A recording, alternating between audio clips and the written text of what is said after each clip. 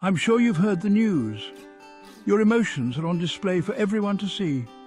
Let's make them count. Imagine your emotions as a chalkboard. You write on it every single day and everyone around you can read it. It defines you. But here's the thing, sometimes that board gets cluttered with fear and anger. It's time to grab an eraser and start fresh. First things first, don't be afraid to acknowledge those emotions. They're part of you, but they don't have to control you.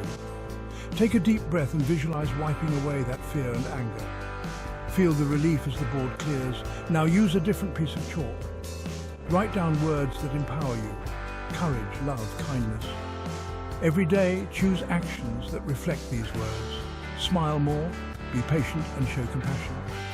You'll notice how your interactions change, and so will your emotional chalkboard. Remember, you have the power to decide what goes up there. Life will throw challenges your way, but it's up to you to choose your response.